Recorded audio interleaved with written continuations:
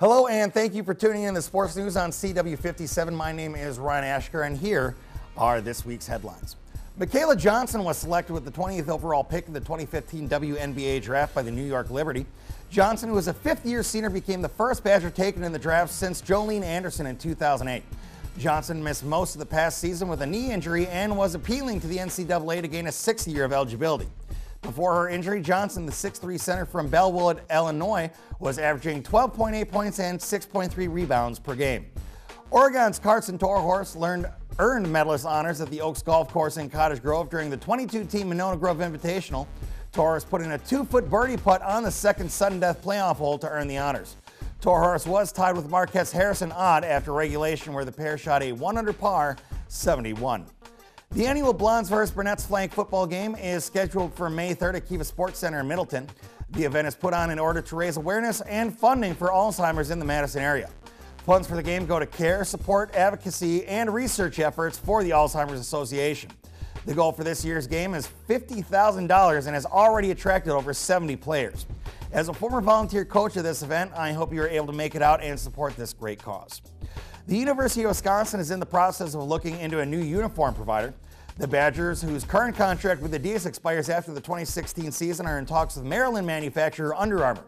According to Athletic Director Barry Alvarez, any change of equipment would first have to be approved by the UW Athletic Board of Regents, who in the past have closely monitored merchandise made overseas to make sure nothing related to the university is made in sweatshops. Former University of Wisconsin Whitewater quarterback Matt Blanchard has been signed by the Green Bay Packers in a pre-draft move. Blanchard, who led the Warhawks to 3 Division III national championships, has stopped with the Chicago Bears and Carolina Panthers since entering the league in 2012. Blanchard, listed at 6'3", 233 pounds, will back up former Badger Scott Tolzien and perennial MVP candidate Aaron Rodgers. In his exhibition career, Blanchard has a 47.4 QBR, completing 9 of 16 passes for 94 yards and 1 interception. A week after introducing a $1 billion plan for a new arena in Milwaukee, the Bucks have unveiled 3 new logos to be used starting the 2016 NBA season and beyond. Designers of the logo point out a more fierce and aggressive-looking Buck, which has grown from 8 to 12 points to show the maturity of the organization. Along with the revamped logos, the Bucks will be using a new color scheme that eliminated their current red. Starting next season, the Bucks will be green, blue, and cream. A new uniform is expected to be unveiled in late May. We'll be right back with more of the sports news after this.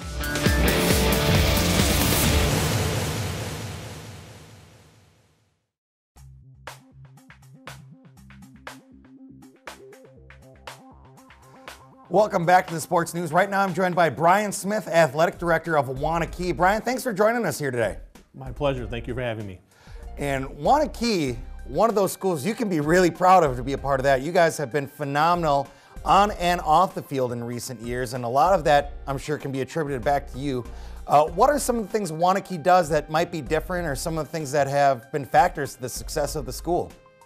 We've been very fortunate over the last 10 or 15 years to have very successful teams and programs at Waunakee. I don't think I had anything to do with it, like you mentioned, but I think there are kind of 3 contributing factors to our success. One, we have very committed and dedicated student athletes at Waunakee. They're very committed to their sport and to training and to getting better. I think that's helped us. We get tons of community support from our parents, from the community as a whole. Our Board of Education has been very supportive and understand the value and the importance of school-based, education-based sports.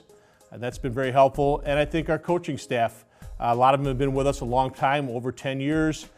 So we've got that established, that tradition, and they're very knowledgeable, very passionate about coaching and coaching our kids, and work very hard at what they do. So I think you get a combination of those things going that leads to success on and off the field. And you mentioned a lot of the coaches have been with you for a long time, and that's been one of the reasons you've been able to maintain the success that Waunakee has. Is that something where success breeds success? You know, you've had a great football team. Does that kind of bleed over to maybe a good track season or things like that? Do the student athletes and coaches feed off each other to try to be better? Correct. I believe that is true. The success breeds success is very much in play for us. I think we got some programs going good. The other ones want to model that. They push each other. It's the same kids in some cases, and they just want to continue that tradition. They don't want to be the class or the group that maybe breaks a string of titles or very successful seasons. So that motivates them, that pushes them to do some of those things I talked about earlier in the weight room, off-season training, working hard as a team. Those things help. While I have you here, Brian, I wanted to touch on the fact that you're the past president of the Wisconsin Athletic Directors Association. Can you tell us a little bit about that? What's all included? The Wisconsin Athletic Directors Association is an organization of the state athletic directors. There are over 500 schools in the state of Wisconsin, and we have about 400 members in the Athletic Directors Association. Our biggest mission is to promote the job of athletic administration, to enhance that. One of the big things we do is professional development for athletic directors in the state. There's a variety of courses offered through our national organization. We have a state conference in November that we get good attendance at, where we offer workshops, bring in speakers, and we just kind of try to promote the profession of athletic administration and network with each other and have a working relationship with the WIA. So I think it's a good organization. I'm just proud that I got to be a member of it and a member of their leadership team. Brian, thanks for joining us here on the Sports News today. Thank you very much. Brian Smith, Athletic Director at Waunakee. We'll have more of the sports news in just a minute.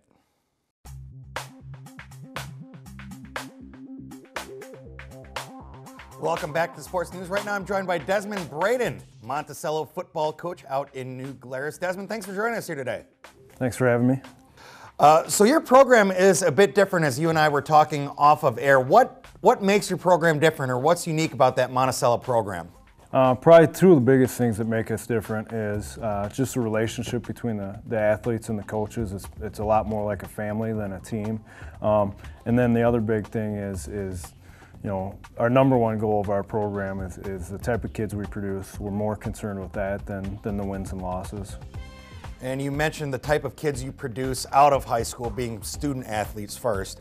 What are some of the ways you develop that character? What sort of development programs do you use with your team? The three main things we do is during the season we have a leadership council, so players are on there to discuss different issues. In the spring we also have leadership classes. And then during the season each week the kids have a character lesson packet, and so each week we go through a different character lesson. And I understand with that, on top of those character lessons, you have a lot of volunteer programs available to your athletes as well? Yeah, we really stress on volunteer aspects. So New Glarus has a lot of different festivals, so throughout the summer we do a couple setups and cleanups for those. And then the big one we do throughout the year is we go up to Wisconsin Badger Camp for developmentally disabled. And so we take up about 40 athletes, and they spend half the day doing cleanup for the program, for the camp, and then the other half of the day they interact with the campers. Sounds excellent. That also gives your athletes a chance to bond and become more of a team as opposed to just doing good, so there's some advantage to that as well. Oh yeah, a lot of advantages. Can you talk to us about your students and the players that you're working with, just a little bit about the team?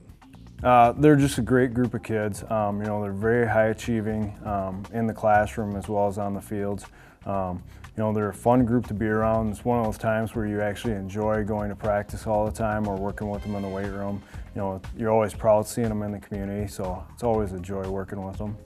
I know your boys are probably looking forward towards summer vacation coming up, but that means spring practice is right around the way as well. Any expectations for next season as you kind of see the team you're going to be bringing back and what Monticello is going to be able to do?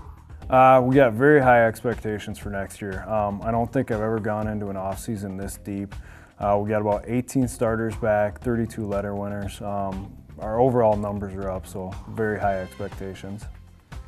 Well, Desi, we are running out of time. I want to thank you for joining us here on the Sports News today. That is Desi Braden, Monticello head football coach. We'll be right back with more of the sports news after this.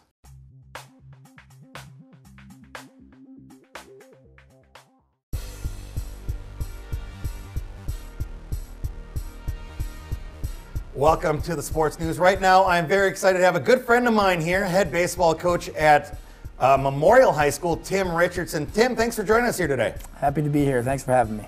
I understand we're very early in the season, but what is the current record? How are you guys sitting over at Memorial Baseball? Right now we're 0-1 in conference and 1-4 overall. We've taken a couple of tough losses due to lack of offense. Our pitching and defense has played well, but right now we're sitting at 1-4 with 4 conference games coming up this week. So a big week coming up for you guys. Huge week. What are some of the challenges you face? Because not only are you a teacher, you've been the head baseball coach for 2 years and also a football coach. A lot of time at the school. What are some of the challenges you have dealing with all those things and trying to fit them into your life? The most important thing is just time management and knowing that the coaching and the teaching comes first. So my social life is kind of on the back burner for now, but I like to mix that in once in a while. But the biggest challenges between the fall and the spring seasons are in the spring, I'm dealing with a lot of cancellations due to weather and things like that, and just the communication as a young coach to make sure that I'm communicating to all the right people I need to as far as buses. Talking to the AD is the most important part. Getting everything kind of taken care of, so a lot of plates on the fire. What are some of your career highlights at Memorial, whether it be academically or as a baseball or football coach for you?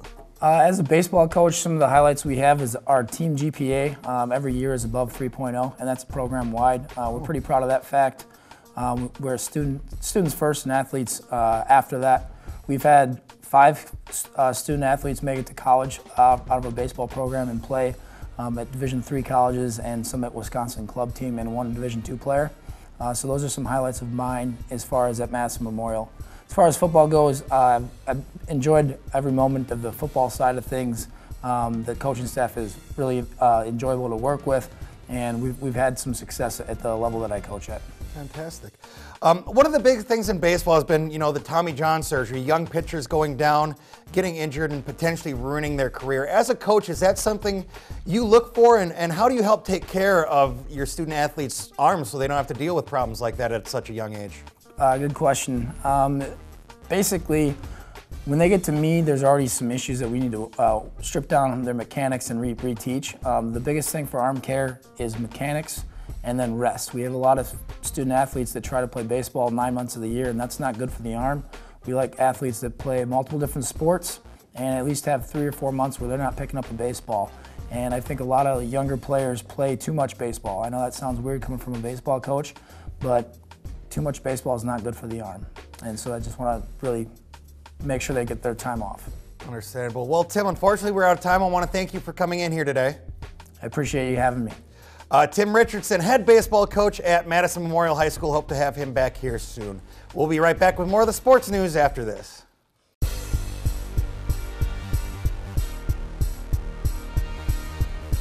Thank you for tuning into the sports news. Right now I'm joined by a good friend of mine, Bill Richardson, head track coach at Madison Memorial. Bill, thanks for stopping in today. Thanks, good to be here. How many years have you been coaching over at Memorial? This is my 2nd year as head coach at Memorial, but the year before that I was the assistant sprint coach. Okay. Now Memorial Westside, great school, great history of athletics. What do you like most about being a coach at that program? I think it's just having all the great athletes in the building that to choose from. I mean, there's 100 or 1,800 kids there, and all of them could do something. And when you're kind of looking at that, trying to recruit for your team, are you just kind of wandering the halls looking for someone that might be a fit? Are you looking at other sports very closely? Where do you get a lot of your athletes? Our big thing is I love looking at multi-sport athletes. I think that to be a truly rounded athlete, you need to do more than just sport-specific exercises, and I love looking for kids that can jump high in a basketball game, girls that can spike a ball, anyone that's quick. That's what we're looking for. And when you're kind of finding those kids that are already in sports, already in school, what are some of the challenges you face, whether it's, finding a way to help those kids balance homework as well as athletics? Maybe it's something to deal with a personal life, because as a coach, you're a very important part of their life. What are some of the challenges you have? I think the biggest challenge is getting kids to understand they're student athletes. Not athletes first, but that they're for students. Keeping kids eligible, keeping them out of trouble, making sure they're going to class every day. That's our biggest struggle, but it's also an extremely important part about being a high school coach. You touch on it a little bit. You love to look for multi-sport athletes. Obviously, jumping high, being able to throw far, and running fast are keys to being a track athlete. but maybe what are some intangibles that you want to look at, or what kind of character makes a good track athlete for you? Well, track, you're competing against everyone else, but you're also competing against yourself. Every single meet, you're trying to beat your own time. You could be the slowest kid on the team, but if you're making small progress and beating yourself every time, you're going to feel good about yourself. So having that self-determination and that drive is extremely important. Okay. How's your season gone so far? We just finished up the indoor season, and the boys and girls teams were Madison City indoor champions. Congratulations. As we get to outdoors, obviously the weather hasn't cooperated with us yet, but what are some of the expectations you have for the outdoor season? Well, I'm hoping that we can continue to progress and win the city outdoor championship, try to take the success we had in the indoor and bring it outside. And outdoor, there's a couple more events, so I'm hoping we can get some more success and have a pretty good season. Good luck with that. Bill, I want to thank you for coming in today. All right, thank you very much. Bill Richardson, track coach at Madison Memorial. We'll be right back with more of the sports news after this.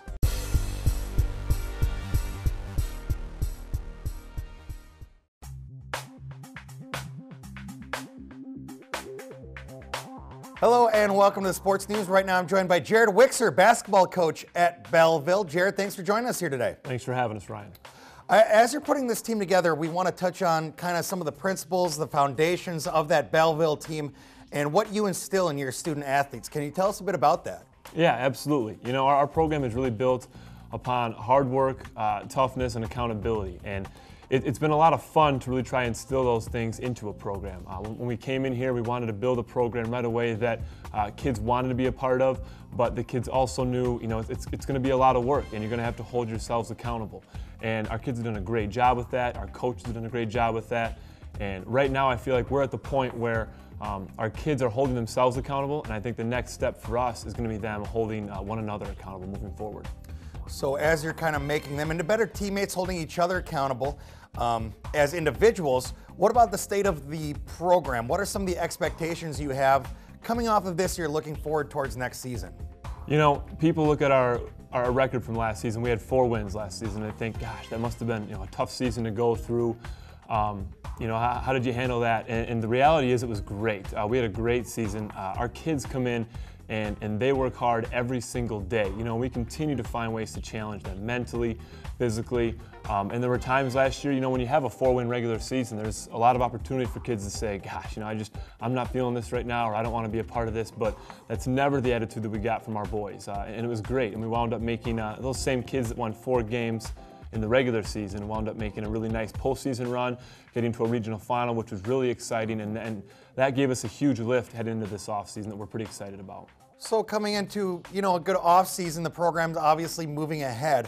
What about the community of Belleville? Are you guys getting a lot of support from, you know, different businesses, members of the community? How does that work?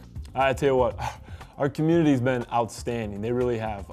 From day one, parents, businesses, anyone that we've reached out to, our youth basketball program has just been on board. When I actually got the job here, the first 3 people I met with was our youth basketball board, and they basically said, you know, what do you want us to do? How can we help you? And that's, as a coach of a new program, that's huge to get that kind of support moving forward. You know, we had our first bowling fundraiser this past off season.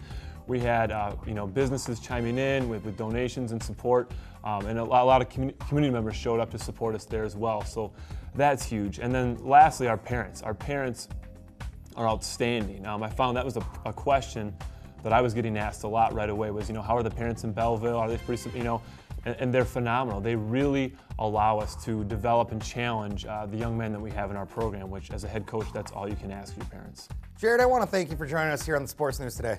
Thank you very much for having us, Ryan. Jared Wixer, head basketball coach at Belleville. We want to wish them good luck going into the offseason and next year. We'll be back with more of the sports news right after this.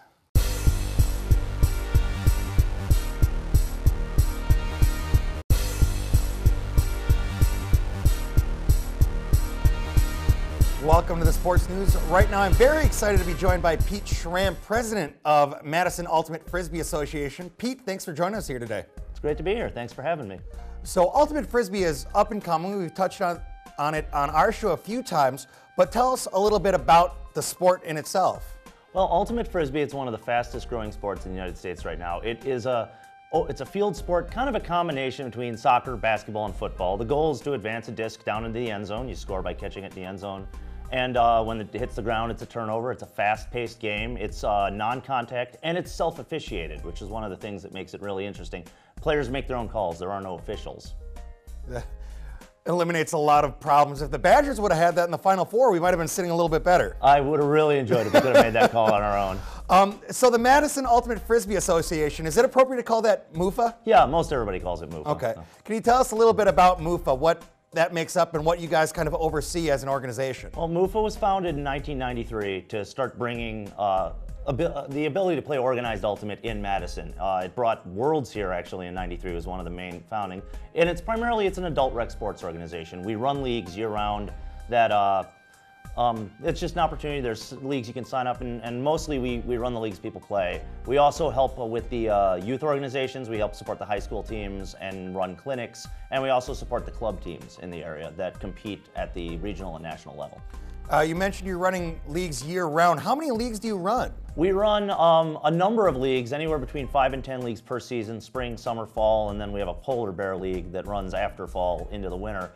Summer is our flagship league. Last year we had 205 teams and over 4,000 players at 5 or 6 different levels, from our competitive level, which features people who can routinely compete at the national level, all the way down to a very recreational level that would be a lot like a softball league that you would sign up for. That's just a league that you sign up with your friends and have a good time. With 4,000 players last year, how do you envision MUFA growing, or what are some of the plans you guys have in place to continue that success? Well, our biggest thing now is, as an adult rec organization, we've accomplished really all there is to accomplish, and at the high school level, we've now got teams, and some very successful teams at most of the area high schools. So our next step is really increasing our youth participation down to the middle school and elementary school level. And the way we're going to do that is hopefully to start building leagues at the local middle schools and running a lot of clinics. We're running one on May 2nd with in collaboration with the pro team, the Madison Radicals. That's going to be at Breeze Stevens Field. Just a chance for our kids not only to get exposure to the sport, but just get out and play and learn a little bit about it. And very quickly, Pete, while I still got you, if this was something I was interested in, where could I go to find out how to play with you guys? Well, our website, www.mufa.org, would be a great start. We have information on how to sign up for leagues, on the club teams in the area, and even just places to play pickup, just games that are informally organized on weekends, where you have a chance just to go hang out with some people on a nice day and play in a park. Fantastic. Pete, thanks for joining us here today. It was great to be here. Thanks for having me. Pete Schramm, president of the Madison Ultimate Frisbee Association. We want to thank you for tuning into the Sports News. Please tune in all week long, and we'll see you right here on CW57 next week.